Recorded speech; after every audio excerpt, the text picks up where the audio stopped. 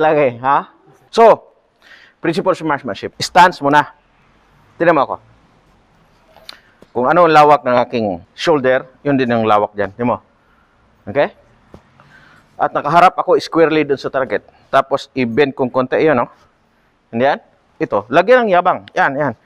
To, yung yabang to, yung mga ilonggo, gini, tikal na. Ha? Ano? Tapos ito, upper body, ito, papunta doon. Ha? Wag sobrang nakaganon. Ganon lang, konti lang. Ayan, oh. Kasi ang purpose niyan, tingnan mo ako. Pwede tayo maglakad, tingnan mo ako. Sundan niyo ako, lakad, forward. Diretso lang, up. Kita niyo?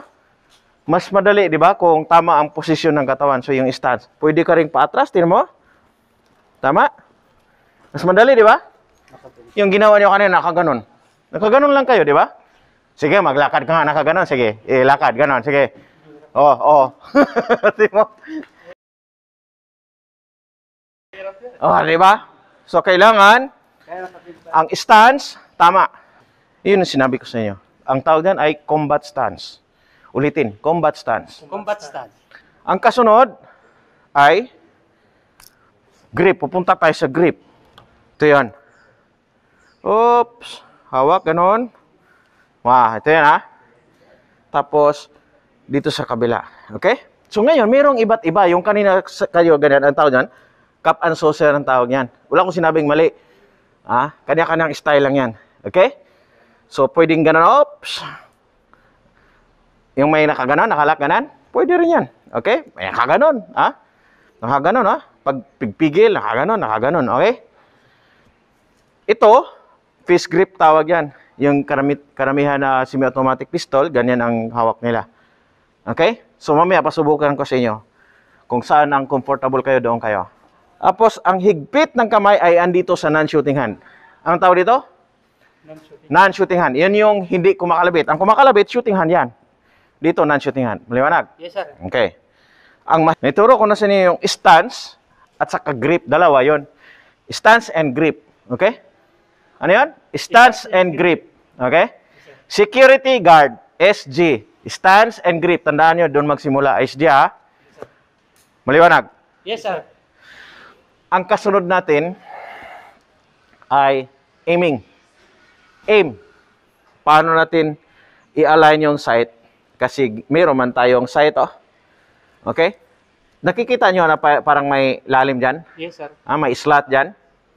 Dyan mo ilagay ang dulo nitong front sight. So, ito yung rear sight mo. Tama?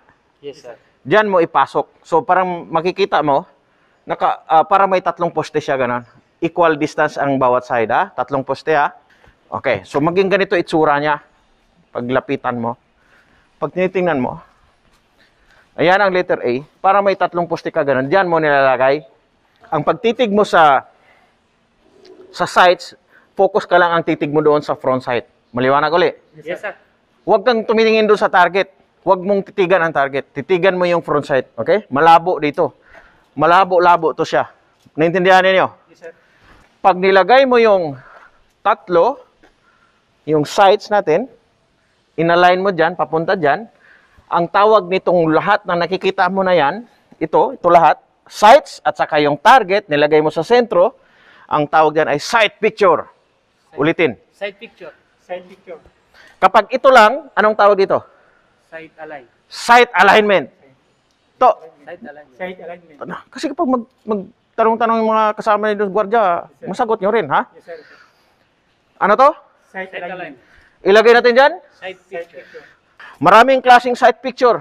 Kapag dito, dead center hold. Pag sinabi ko dead center, dyan yun. Maliwanag. Dead center. Pag sinabi kong 12 o'clock, alas 12, doon yun. Aliyan ang alas 12, di ba? Diyan ka mag-aim, alas 12, dyan. Intindihan? Yes, sir. Ulo ang patamaan, alas 12. Pak, alas 12. Pag alas 6, dyan, yan. Intindihan? Yes, sir. Parang clock system, di ba? Maliwanag. Yes, sir. At ang pagtitig natin doon sa sights ay huwag palampasin ng 5 seconds. Intindihan? Pag tumitig tayo, ganon, 1,000, 2,000, 3,000, 4,000, boom! Dapat na iputok mo na yon. Katapat sila, na? Yes, sir. Hindi nakausli, ha? Yes, sir. Tapat, ganon, ha? Yes, sir. Alright. Align, ha? Sir. Hindi nakausli, ha? Hindi, sir.